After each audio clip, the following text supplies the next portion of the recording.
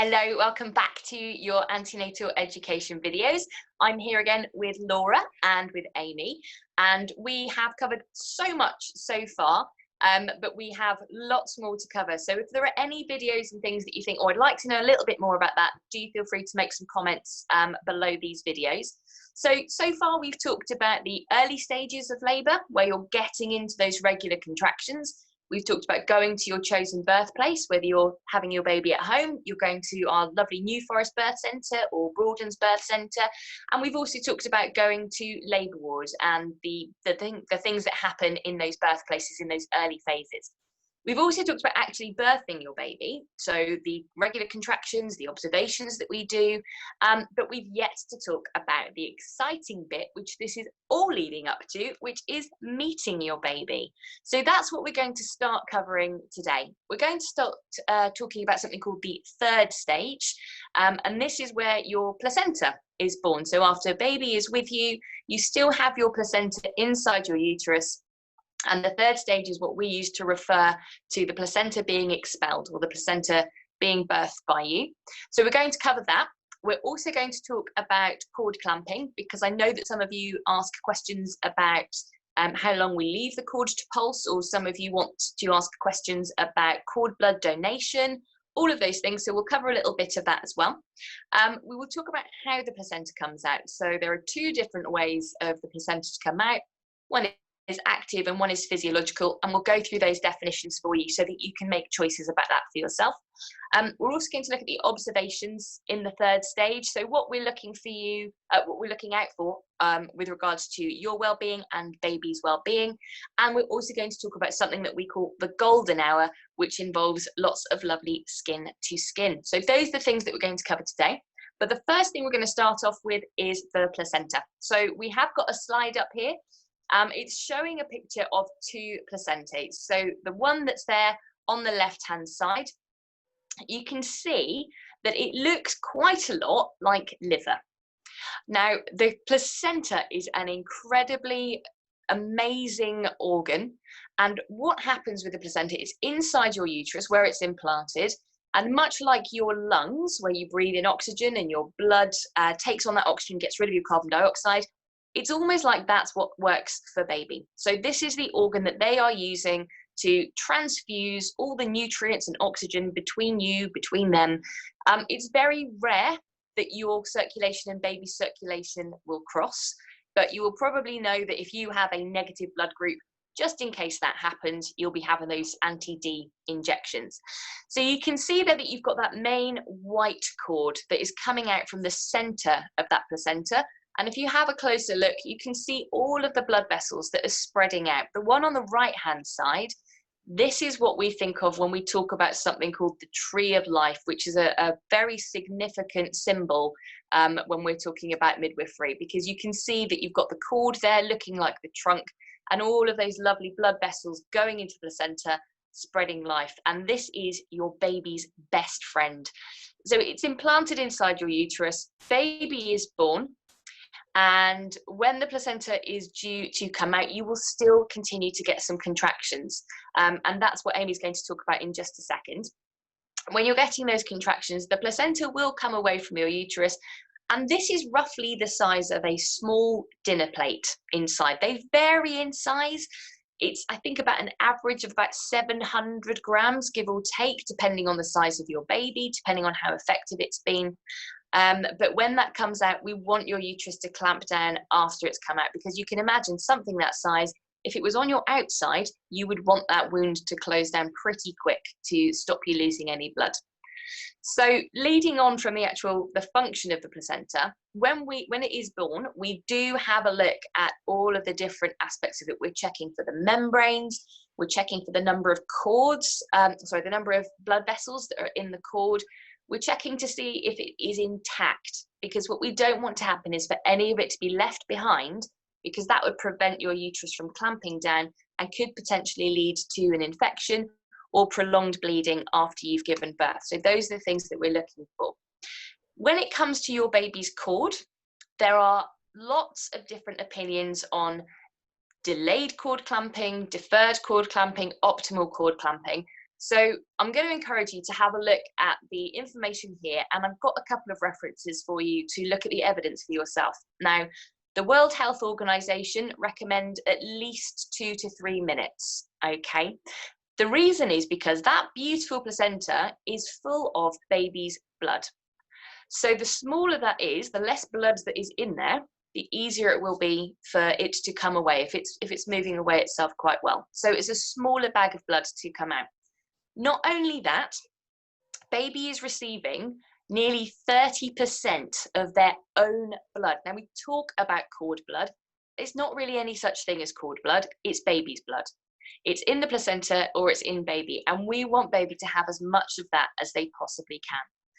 The longer we leave the cord to pulse, the more of their own blood that they will get. And that blood is oxygenated. So they've got much more of their own oxygenated blood, which will help the transition to extrauterine life. So life outside the uterus, because of course they've been getting all their oxygen through the cord and now they have to start using their lungs. But whilst they're just transitioning to get that, it's better that they've got a source of oxygen. So that's all going to come from there. There's better iron levels. So the job of iron in your blood, the hemoglobin, is to carry oxygen around your blood. So the more that baby has, the more tools they have for transporting oxygen around their blood as well. There was a recent study by Mercer in 2019, and it suggests that actually leaving the cord to pulse for a little bit longer than immediate cord clamping, so after 5 minutes, actually improves baby's neurological benefits. So when we talk about fine motor skills, we're talking about throwing a dart or using a pencil, and it actually improves baby's neurological ability to do that. It reduces the likelihood of childhood anemia. So anemia is a lack of iron, so the inability to carry as much oxygen around as you possibly can. So it reduces that as well. It also, there is on the Resuscitation Council, there is a lot of evidence to show that if baby needs a bit of assistance in breathing, if they need a little help getting started, what better to have than their own source of oxygen? So there are lots of reasons that we should be able to resuscitate baby at the bedside if they need a little bit of help. But if we immediately cut and clamp that cord and we rush baby off to the resuscitator, there is more than likely a very good reason for that. So if the placenta's already started to come away and blood is already starting to be lost and there isn't a pulse in the cord, or we haven't waited for white, it's usually because we need to lie baby on a nice flat surface so that we can extend their chin, help them to really start breathing and really start going.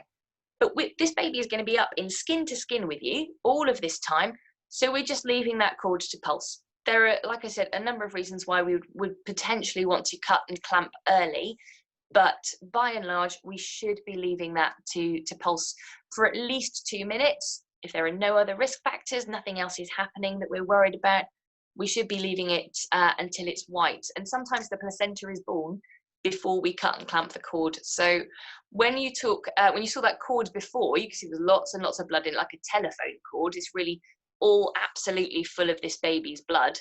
But when we wait for white, it goes like the one that we've got on the slide there. So you can see that has stopped being effective, that cord. It's done everything it needs to do. It's naturally clamped down on the blood vessels. And that's the natural transition. In terms of cutting the cord, oftentimes it's the birth partner, the husband, boyfriend, girlfriend, wife, whoever is in with you. You can cut your own cord if you would like to. Or if neither of you really fancy it, then we can absolutely clamp and cut the cord for you. It is quite spongy. If you think of sort of the fat bit on a pork chop, it's a little bit like that. So it's not like, heading off to the supermarket and opening the supermarket, quick snip of the ribbon, done. Sometimes it takes a couple of snips to get through it, and there might be a little bit of blood, but there are no nerves at all in the cord, so it's not going to hurt you or hurt baby.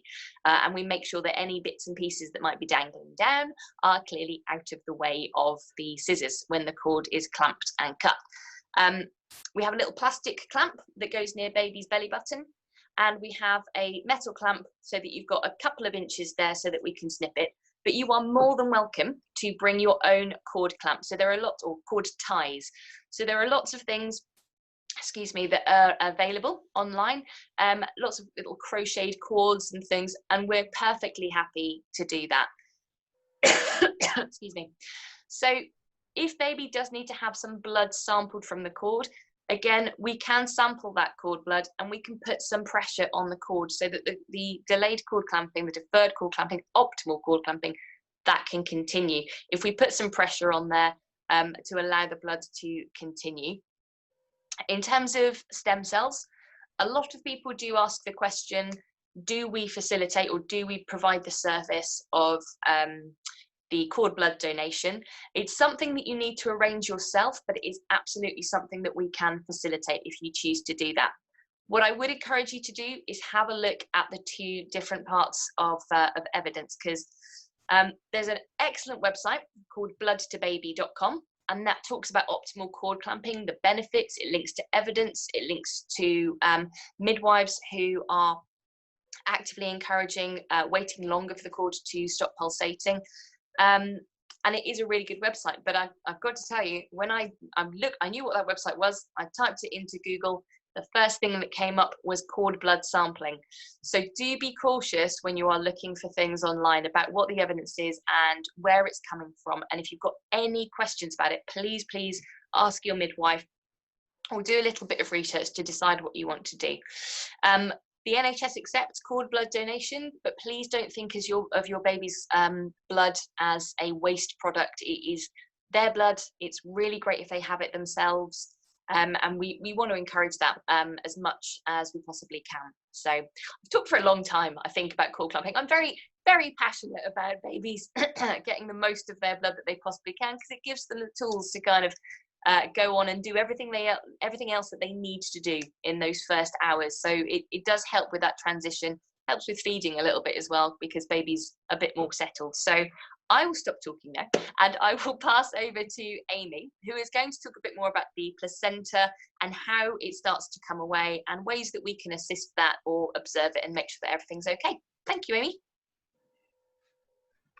Thank you, Heather. So there are, as Heather said earlier, there are two ways in which your placenta can be born. So you'll speak to your midwife when you're doing your birth plan, and this will be one of the things that we'll be talking about. So we call it an active third stage or a physiological third stage. And on the screen here, we've got the differences between the two. So the physiological, we'll talk about physiological first. So this is Mother Nature doing her thing. Your baby will be born and up on your chest, and you'll be having that lovely time with your baby. We would be doing nothing at this point. We would leave the cord and the baby intact and encourage the baby to initiate feeding quite soon after birth, because we know that the more oxytocin you are producing, the more contractions you'll be having in your uterus, and that's what we need for your placenta to come away. I'm just going to show you a very quick picture. I'm not sure whether you can see it. Actually, let's just come out of share screen and see if we can do it a little bit bigger. So here in the background on my picture, you can see your baby in your uterus, and you can see that the placenta here is attached to the lining of your uterus. Okay, so once the baby has come out, your uterus will contract and this placenta will shear away from the wall of your uterus to be born. I'll just come back out again, back to our screen. So this is what we're trying to encourage. So with the physiological third stage, we do nothing. We leave it to Mother Nature. Baby is on you, hopefully feeding at the breast and encouraging that oxytocin production within you, and your uterus will carry on gently contracting for this to happen. So the placenta, you will then start feeling a little bit of heaviness again. It's nothing like giving birth to a baby. The sensation that you have is a little bit of pressure, a little bit of heaviness down below, and then you will feel an urge to push your placenta out, and that's what happens. The midwife doesn't pull it. You can either stand up and deliver your placenta yourself, or sit on a toilet pan, or or whichever position really is comfortable for you. Now, we generally say that the physiological third stage, so giving birth to your placenta naturally, can take anywhere between 30 and 60 minutes. If everything has been lovely and low risk and your blood loss has been normal up to this point and everything has been nice and normal, there is no reason why you can't have a physiological third stage. If at any point that changed and we were slightly concerned about your blood loss during this stage, then it might be that we would recommend an active third stage, which I'll go on to talk about now, which is an injection of oxytocin. So it's an injection in your thigh after the baby is born, and this clamps your uterus down, as I was explaining earlier. The cord is clamped between 2 and 5 minutes after birth. It doesn't affect the deferred cord clamping at all. We give the injection after the baby is born, but the deferred cord clamping still remains. And then after a couple of minutes, we feel your tummy to make sure that your uterus is nice and firm and contracted. And then the midwife will gently deliver the placenta for you, and you don't need to worry about that. You'll have your baby. You'll be worrying about, you'll be enjoying time with your baby and hopefully not worrying too much about your placenta. This takes about roughly between 5 and 7 minutes. So when women are considering their options, what I generally hear is, well, it's just quicker if you give me an injection. But actually, you know, you're having your golden hour at this point. You're not going to be jumping up and running around the ward or going for a shower or doing anything else. So actually, you do have that time if you wanted to give birth to your placenta naturally. Obviously, there are reasons when the midwives would suggest that you do have an active third stage of labour. That might be if you have had a very quick labour, a very precipitate labour, when the uterus might just not know what it's doing, and sometimes after a very quick labour, the uterus is very tired, it's worked very hard. Similarly, if you're having a very long labour or an induction of labour, when your uterus is working very hard over a long period of time, it would be suggested that an active third stage would be better for you. This is basically because of the increased risk of bleeding after you've had your baby, what we call a postpartum hemorrhage. And I'm not going to dwell too much on that at the moment because we will talk about postpartum hemorrhage in our later videos. But really, this is the stage of labour that we are trying to minimise the risk of you bleeding or the risk of you losing more blood than would be normal for you. So with the physiological, the natural way to give birth to your placenta, there is initially a bit more blood using this method. Using an active third stage of labour tends to reduce the blood at birth. And that's a decision that you can make yourselves with your partner and talking to your midwife. But we generally say that if you have had a nice, normal, low-risk pregnancy and your birth has been lovely and there's been no problems, that a physiological third stage is absolutely fine. It would only be if there were complications that we would suggest an active third stage. Okay, so I'm just going to go on to observations during your third stage. So you, as we said earlier, you're going to be getting to know your baby, having all of that skin to skin, and looking at baby feeding, counting fingers and toes. And the midwife is really just looking after you at this moment. So we are going to be looking at blood loss to make sure that you're not losing any more blood than we would expect. We would also be doing your blood pressure and your heart rate after you've had your baby, just to make sure that your blood pressure and heart rate are normal. Are stitches required? This is something, unless you are bleeding more than we would expect, we wouldn't be rushing to see that whether you need stitches or not. You know, it's very important that you have this time to catch your breath and enjoy the birth of your baby. So although that is something that we will need to be looking at, it doesn't need to happen immediately unless we feel that you're bleeding slightly heavier. So we'll be looking at your colour and your general well-being, and hopefully initiating feeding. We're going to go on in a second to talk about the golden hour and the importance of the golden hour, and initiation of feeding is a massive part of that. And we have amazing midwives who are specialists in breastfeeding. We've got Claire Godden, who has put online resources online. I'm sure one of the other Broadlands Birth Centre videos gives you the number that you need to phone if you want to access feeding advice and support there. But we also have our Breastfeeding Babes team, who, although they're not doing face-to-face support at the moment, they are available to talk to regularly. And also, if you needed to have breastfeeding support, you can contact the midwives after you've had baby as well.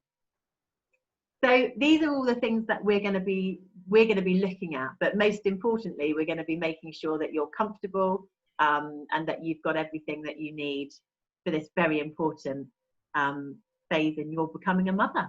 So I'm going to hand over to Laura now for the golden hour. Thanks, Amy. Now, guys, I get to talk to you about the most exciting part of all of this, because you've done all your hard work, you've given birth to your baby, and all of that 9-10 months of waiting, you finally have got this baby in your arms, and it is absolutely magical. So we've mentioned a bit about the golden hour, and I'm going to talk to you about what that actually is now. So the golden hour is that first hour after your baby has been born. And in that first hour, what we want to be doing is basically leaving you and your baby and your birth partner alone as much as we can, so you can start to bond, get to know each other. So as you can see on the slide here, there's so many benefits to the golden hour. Now, once baby is born, your baby's going to be brought up onto your skin, bare chest to bare chest, because the really good things about doing that are that it helps to reduce stress in the baby and yourself. It helps to regulate the baby's temperature and heart rate and breathing to make sure they're, you know, getting the best start in life. And also the baby gets all of your flora from your skin, and what that does is it helps baby's immune system and gut microbiome. So there's so many benefits to doing skin to skin. Now, we want you to do skin to skin for as long as you want. So you could do it for over 60 minutes if you so wish. There's no rush to be doing weights or, you know, any of that stuff. And people often say, oh, how much does the baby weigh? And I often say, you know, we've got plenty of time to work and find that out. Let's just focus on you and your baby having time to bond. Now, what also happens in that first golden hour is your midwife, if they're quite like me, might get all excited and start becoming a photographer, because I know that's what I do. I say, you know, where's your phone, where's your camera? And I'll take lots of really lovely pictures of you guys, just so I capture the moment. Because, you know, it may be the only time in life that you're going to do this. So I like to play photographer a little bit during this golden hour as well.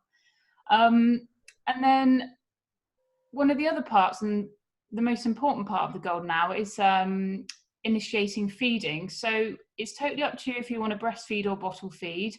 And as we've said before, Claire Godden, one of our other midwives, has done a fantastic series of videos about feeding.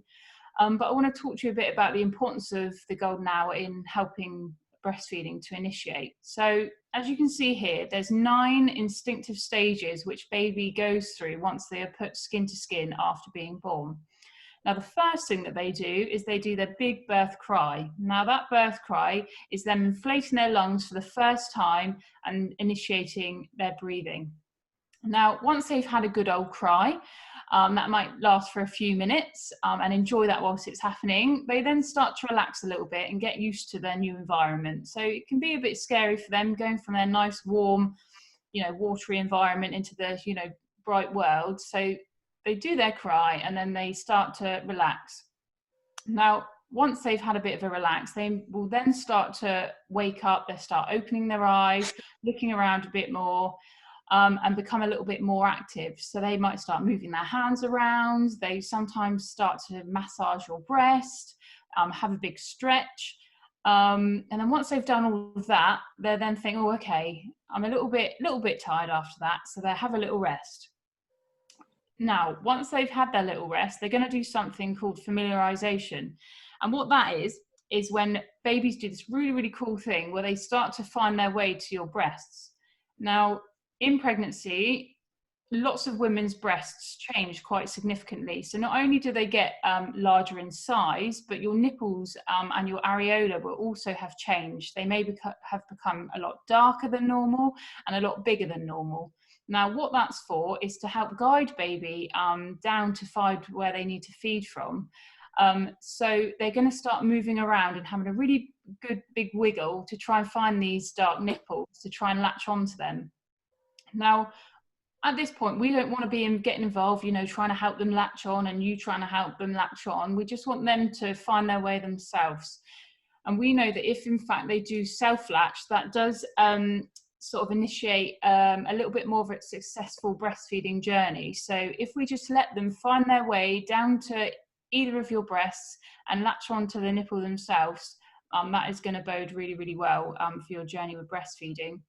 Now, they could be latched on for a feed then for any period of time. Some babies latch on for 10 minutes and then they're done. Some babies will latch on for a 45-minute, 60-minute feed, and that is also really normal. Because what they're doing is they're stimulating the letdown of your colostrum, and your colostrum is your first milk that you have in the first few days after you've given birth. So they're going to be doing all that sucking, bringing that colostrum down, and getting all the amazing nutrients that the colostrum has. Now, the familiarization and sucking stage normally happens at about 45 minutes after you've given birth. So it's so important for us not to take baby off of your skin to be doing anything else at that point unless it really is necessary. We just want to leave them alone for as long as we can. Now, once they've had that feed, they will then go into a nice deep sleep for a while to regain all the energy, because as we've said, labor is stressful for them as well. You know, they've been being squeezed for hours, so then they're going to have a good feed and then have a good sleep. Now, once all of that has happened, the golden hour has finished, the baby's fed, we're then going to think about the next steps. And the next steps are doing all the first checks on baby, such as weight and head circumference and things. And I think we're going to go into a bit more detail about that in later videos, because there's quite a lot of stuff for us to tell you about.